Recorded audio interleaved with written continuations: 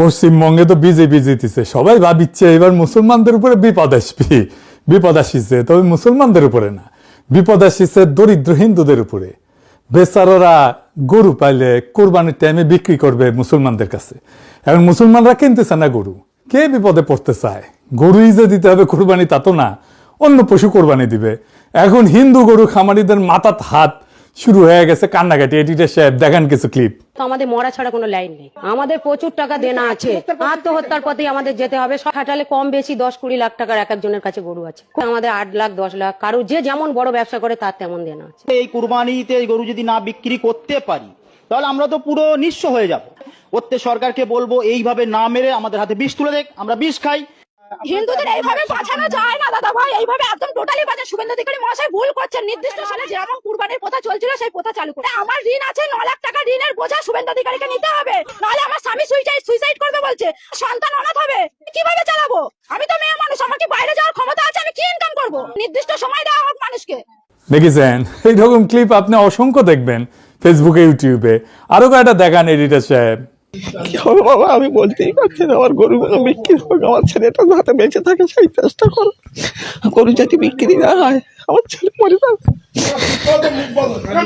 কথা বেরোয় না। আমি কি বলবো, আমি মনে আনতে পারছি না। ওরা আমার এক প্যাকেট বিষ কিনে তো যায়, আমি বিষ খাই, আমার ওষুধ নেই, আমি সকাল থেকে ওষুধ খেতে পারি।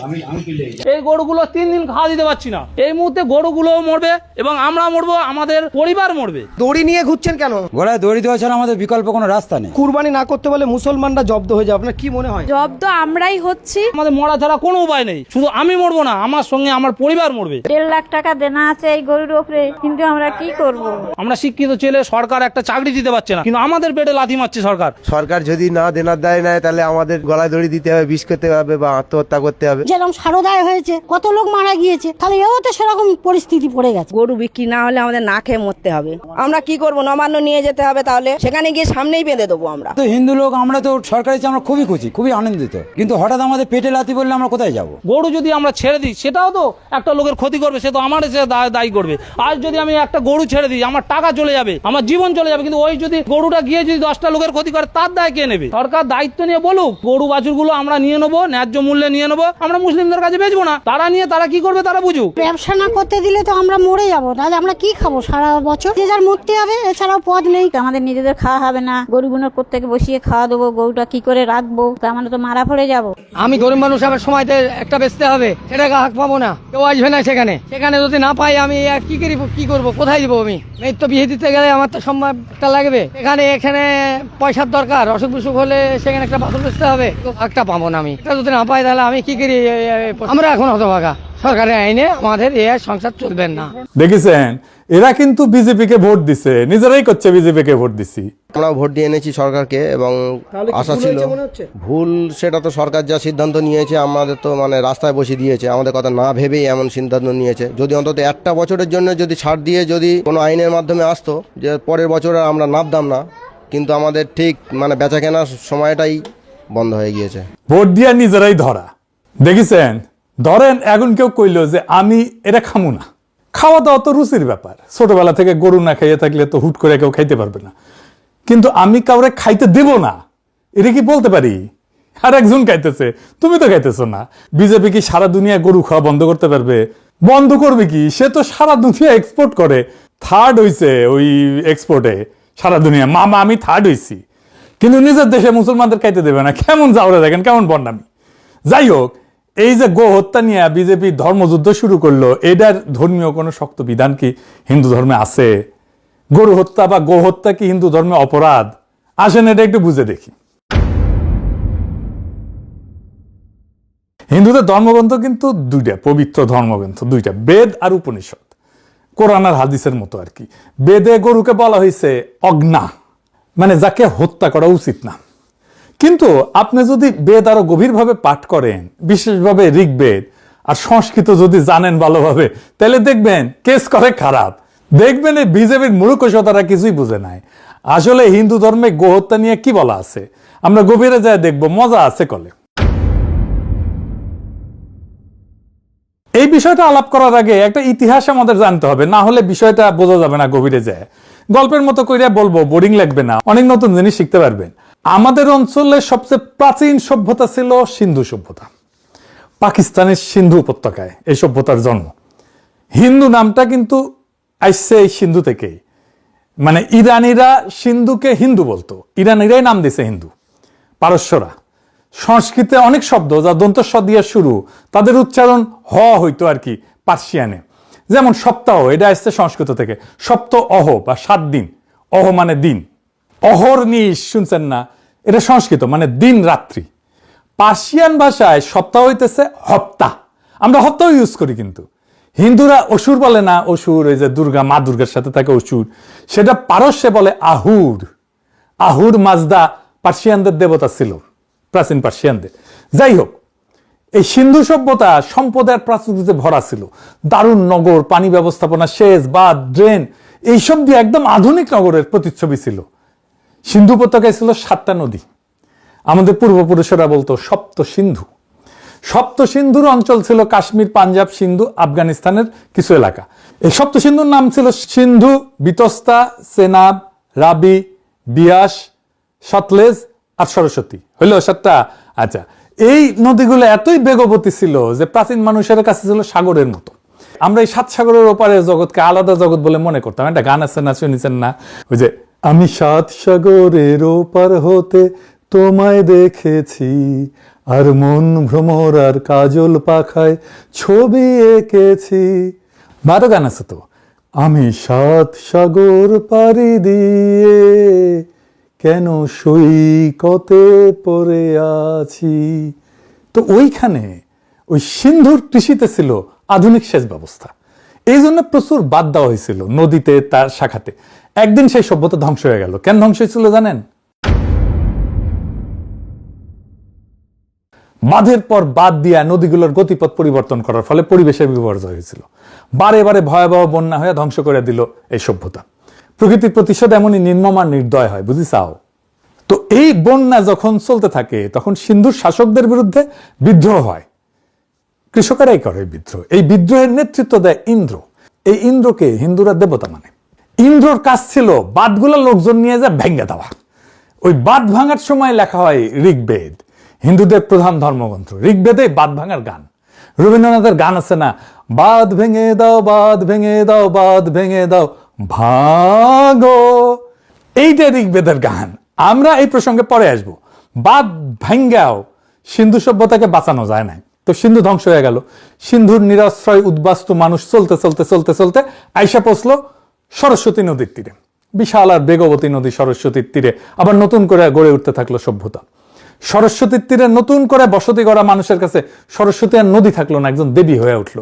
এই নদী সরস্বতী, বিদ্যার দেবী সরস্বতী হয়। আজকার ওইদিকে না যাই, যাই হোক, কিন্তু একদিন এই সরস্বতীও শুকায় যায়, হারায় গেল জলস্রোত।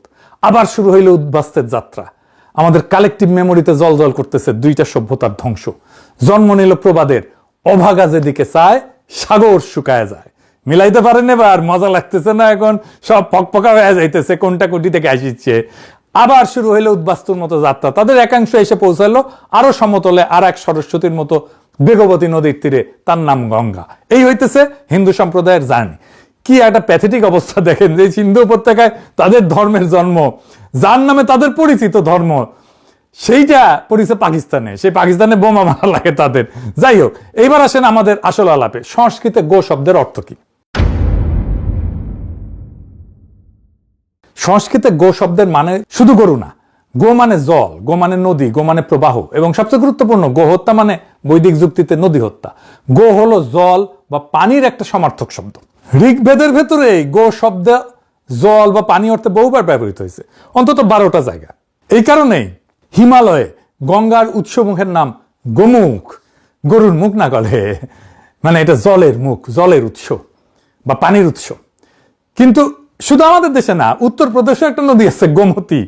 ঋগ্বেদে গোমতী নদীর নাম আছে, কিন্তু গোমতী মানে জলবতী, যিনি জল ধারণ করেন। আফগানিস্তান পাকিস্তান সীমান্তে গোমাল বলে একটা নদী আছে।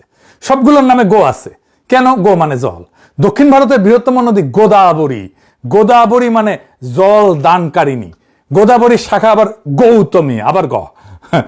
আবার দেখেন বৃষ মানে কিন্তু সার, আবার একই শব্দ থেকে বৃষ্টি মানে যা ঝইরা পড়ে, বর্ষা, বর্ষণ এগুলো আসছে বৃষ ধাতু থেকে। বৃষ ধাতু মানে সিঞ্চন করা, ঝরা। এইটা আবার পরে আসবো। এইবার ঋগ্বেদের সাথে মিলাই দেখি। ঋগ্বেদের সবচেয়ে বেশি বারবার ফিরে আসা গল্প হইতেছে বৃত্তবধ গল্প। বৃত্ত হইলে এক বিশাল সাপ, সে পর্বতে শুতে থাকে, সে 7 নদী আবদ্ধ করে রাখিছে, আবার সেই 7 সমুদ্র। সেই বৃত্তের জন্য 7 নদীতে জল নাই, পানি আসে না, প্রবাহ নাই, জীবন নাই। ইন্দ্র সমরস পান করে, বুঝিস মালকে ওই বৃত্তকে বধ করে বজ্র দিয়া এবং 7 নদী মুক্ত করে। ঋগ্বেদে বলা হয়েছে একটা শ্লোকে, খেয়াল করেন, আমি বাংলায় বলতেছি, মজা আছে এই শ্লোকটার মধ্যে, মজা আছে। মুক্ত হওয়া জলরাশি হাম্বা রবরত দুধেল গাভীর মতো সমুদ্রের দিকে ছুটলো। জল আর গাভী একই উপমা। আর এটা দেখেন ঋগ্বেদে, যিনি ওহিকে বধ করে 7 সিন্ধু 7 নদীকে প্রবাহিত করেছেন, যিনি বলের কারাগার থেকে গোসমূহকে মুক্ত করেছেন, তিনিই ইন্দ্র। লক্ষ্য করেন একই বাক্যে একই কর্তা, ইন্দ্র, একই সময় 7 নদী মুক্ত করা, গো মুক্ত করা। বৈদিক কবির কাছে 2টা আলাদা কাজ না, একই কাজের 2টা নাম। এবার ভাষাতাত্ত্বিক প্রমাণে আসি। বৃত্ত শব্দটা আসছে ব্রি ধাতু থেকে, মানে আবরণ করা, বাদ দেওয়া, ঢেকে রাখা। বৃত্ত মানে আক্ষরিক ভাবে যে বাদ দেয়। ইন্দ্রের উপাধি বৃত্ত হন, মানে বাদ বিনাশকারী। বাদ ভেঙে দাও, বাদ ভেঙে দাও, বাদ ভেঙে দাও, ভাঙো। রবীন্দ্রনাথ কেন বাদ ভাঙবার চায় বুঝিছাও। ইন্দ্রের আরেক উপাধি হইতেছে গোত্রভিত, গোত্র ধ্বংসকারী। গোত্র মানে কিন্তু গোত্র না, মানে ট্রাইব না, মানে গোশালা, গোকে যারা বদ্ধ করে রাখে। গোত্রভিত মানে গো বন্ধন ভেদকারী, ধ্বংসকারী। ইন্দ্র বাদ ভাঙে, ইন্দ্র গো বন্ধন ভাঙে, দুটো একই কাজ। এবার পুরোটা যদি একসাথে দেখেন, মানে ঋগ্বেদের নায়ক হইতেছে ইন্দ্র। তার পরিচয় কি? তিনি বাদ ধ্বংসকারী, বাদ ভেদকারী। তিনি প্রবাহের মুক্তিদাতা। তার হাতে বজ্র, এবং সে বজ্র দিয়ে তিনি যা করেন তা হইল বদ্ধ জলকে, বদ্ধ পানিকে, বদ্ধ গোকে মুক্ত করেন। ইন্দ্র মানে আক্ষরিক অর্থে যিনি আবরণ ভেঙে প্রবাহ ফিরে আনেন।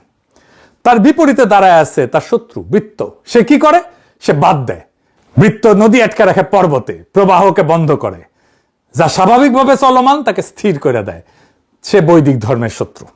2 পক্ষের মাঝখানে আছে গো। ইন্দ্র আর বৃত্ত, মাঝখানে গো। গো শুধু একটা প্রাণী না, গো হইল সেই সব কিছু যা প্রবাহিত। পানি প্রবাহিত, জল প্রবাহিত, তাই জল গো। নদী প্রবাহিত, তাই নদী গো। দুধ প্রবাহিত, তাই দুধ গো। অমৃত প্রবাহিত, তাই অমৃত গো। বাণী প্রবাহিত, তাই বাণীও গো। আলো প্রবাহিত, তাই কিরণও গো। বৈদিক চিন্তায় গো কোনো বস্তুর নাম না, গো হলো প্রবাহ, শক্তির সাধারণ নাম। এবার বৈদিক নাটকের মূল দ্বন্দ্বটা পরিষ্কার হয়েছে। একদিকে বৃত্ত গোকে বন্দী করে, অর্থাৎ প্রবাহকে বন্ধ করে। অন্যদিকে ইন্দ্র বৃত্তকে বধ কইরা গোকে মুক্ত করে, অর্থাৎ প্রবাহকে ফিরে আনে। গো মুক্তি মানে বাদ ধ্বংস করা, বাদ ভেদ করা। গো মুক্তি মানে নদীর মুক্তি। গো মুক্তি মানে জীবনের পুনরুদ্ধার। এর উল্টা দিকটাও ঠিক তেমনি স্পষ্ট। গোবন্ধন মানে বাদ নির্মাণ। গোবন্ধন মানে নদী হত্যা। গোবন্ধন মানে বৃত্তের কাজ, প্রবাহকে স্থির করে দেওয়া, জীবনকে শুকায় ফেলা। অর্থাৎ ঋগ্বেদের গোটা নৈতিক কাঠামোর ভালো এবং মন্দর বিভাজন যেটা, এটা হইতেছে যিনি প্রবাহ ছাড়েন তিনি ভালো, তিনি ইন্দ্র, তিনি দেবতা। যে প্রবাহ আটকায় সে খারাপ, সে বৃত্ত, তারে ধ্বংস করতে হবে। যিনি গো মুক্ত করেন তিনি নায়ক, আর যিনি গো বন্দি করে সে ভিলেন। এই কাঠামোর বাইরে বৈদিক ধর্মে আর কোনো কেন্দ্রীয় দ্বন্দ্ব নাই। মোদি যদি হিন্দুই হইতো তাহলে তোর তো ফারাক্কাবাদ ভেঙে দেওয়া উচিত। তার ধর্মে তো নিষেধ আছে। তুই তাহলে কিসের হিন্দু হইছু? ক্ষুদ্রকালে সংস্কৃত পড়েছিলাম, নতুন ভাষা, কাব্যিক ভাষা, আগ্রহণীয়া পড়েছিলাম। মূর্খ সদাদের সংস্কৃত শিখায় একটু, আপনাদেরও মজা লাগবে। সংস্কৃত ভাষার গঠনটা একটু অদ্ভুত। বাংলা বা ইংরেজিতে আমরা সাধারণত বস্তুর নাম দিয়ে শব্দ বানাই, গরু, গাছ, পানি, ঘর। কিন্তু সংস্কৃত শব্দ শুরু হয় কোনো কাজ বা গতি থেকে, ধাতু থেকে। প্রথমে একটা ক্রিয়া, প্রবাহিত হওয়া, ঝরা, সিঞ্চন করা। তারপরে সেই ক্রিয়ার চারপাশে গড়ে ওঠে অনেকগুলো শব্দ। একটা উদাহরণ দিই, ধরেন সংস্কৃতে একটা মূল ক্রিয়া আছে শ্রী, মানে প্রবাহিত হওয়া। এই একটা ক্রিয়া থেকে অনেকগুলো শব্দ বাড়াইছে। সর মানে জলাশয়, সরস্বতী মানে নদী, পরে বাণীর দেবী। সরিত মানে স্রোত, সর্পী মানে এটা গলিত ঘি যা প্রবাহিত হয়। দেখেন জলাশয়, নদী, ঘি, এমনকি দেবী, সবকিছু একই পরিবারের, একই ধাতু পরিবারের। কারণ সবার ভেতরে আছে সে একই জিনিস, প্রবাহ। আর একটা ক্রিয়া আছে দুহ, মানে দহন করা, অর্থাৎ চেপে চেপে কিছু বের করা। এই থেকে আসছে দুহিতা, কন্যা যিনি গৃহে দুধ দহন করেন, পরিবারের প্রাণের প্রবাহ আনে। দুগ্ধ আসছে দু থেকে, মানে যা দোহনে বের হয়। দঘ্রি মানে দহনযোগ্য গাভী। আবার সে একই প্রবাহের ছবি, গাভী থেকে দুধ, কন্যা থেকে বংশ। ক্রিয়া বৃষ মানে সিঞ্চন করা, ঝরানো। আই থেকে আসছে বৃষ, সার। গাভীতে প্রাণ সিঞ্চন করে, বর্ষা বর্ষণ আকাশ থেকে ঝরে। সার আর বৃষ্টি একই পরিবারের, কারণ দুজনেই সিঞ্চন করে। আর একটা ক্রিয়া খড়, এই থেকে ক্ষীর, দুধ যা খরিত হয়। খড় মানে ক্ষরণশীল, নশ্বর, যাতে যেটা চুয়ায় চুয়ায় চুয়ায় চুয়ায় পড়ে। অক্ষর, অক্ষর যা খরিত হয় না, অবিনশ্বর, তাই শব্দ বর্ণমালা অক্ষর। দুধ ঝরে, জীবন ঝরে, কিন্তু পবিত্র শব্দ ঝরে না। তিনটা শব্দ একই পরিবারের। এখন দেখেন কি হচ্ছে, দুধেল গাভী, প্রবাহিত নদী, ঝরা বৃষ্টি, আমাদের কাছে তিনটা আলাদা জিনিস। গরু একটা প্রাণী, নদী একটা ভৌগোলিক বস্তু, বৃষ্টি একটা আবহাওয়া। কিন্তু বৈদিক ভাষায় তিনজনে একই ক্রিয়া পরিবারের সদস্য, বস্তু আলাদা কিন্তু সবার ভিতরে একই জিনিস, কিছু একটা চুয়ায় পড়তেছে, প্রবাহিত হইতেছে। এই কারণেই গো শব্দটার সঙ্গে গাভী, পানি, দুধ, কিরণ, বাণী সব যাইতে পারে। সংস্কৃতে শব্দ মানে বস্তু না, শব্দ মানে গতি, শব্দ মানে একটা ধাতু, একটা ক্রিয়া। যেখানেই প্রবাহ সেখানেই গো। বৈদিক ঋষিরা দুনিয়াকে দেখছেন প্রবাহের চোখ দিয়ে। তারা ভাবেননি যে এটা একটা গরু, ওটা একটা নদী, এটা একটা ফোঁটা বৃষ্টি। তারা ভাবছেন সবার ভিতরে একই জিনিস চলতেছে, জীবন চলতেছে, প্রবাহ চলতেছে। তাই প্রবাহের নাম গো। গো যার অর্থ অসংখ্য, তাকে শুধু একটা প্রাণীতে সংকুচিত করা মানে গোটা বৈদিক দর্শনের বিশ্ব দর্শনকে খারিজ করে দেওয়া। সাওয়ে আল্লাহ মূর্খ সদা মোদির কাছে এর চাইতে বেশি কিছু আশা করা তো যায় না। ধর্মকর্ম করা তো ভালো কাজ, কিন্তু সে তো ধর্মকর্ম করতে আসে নাই, সে আসছে মুসলমানদের ইন্ডিয়া থেকে খেদাইতে। এইটা সবসময় দুই ধারি করাতের মতো, একদিকে কাটে না, শুধু দুই দিকেই কাটে। বাংলাদেশে একটা কথা আছে না, হুই না মুসলমান, এরা হইতেছে হুই না হিন্দু। তো তোমাদের এখন কোন কোন জায়গায় ব্যথা গো? বান্ধবী ললিতা, মোদিরে তো ভোট দিছো, বিজেপিরে ভোট দিছো, এখন মারা খাও। বুঝলে তো, যে ইন্দ্রের গান গাইয়া ঋগ্বেদের শুরু, সেই ইন্দ্র যাদেরকে বধ করতে আসছিল তারাই আজকে মন্দিরে বসে গদা ঘুরাইতেছে, ক্ষমতায় বসে গদা ঘুরাইতেছে। আর সেই বৃত্তকে ভোট দিয়া আজকে পশ্চিমবঙ্গের দরিদ্র খামারিরা চোখের পানিতে গোয়াল ভাসাইতেছে, সে কান্দিতেছে, কিন্তু কাইন্দা লাভ নাই। সে নিজেই নিজের পায়ে কুড়াল মারিছে, বাইসা নিছো নিজেরাই, এখন মারা খাও।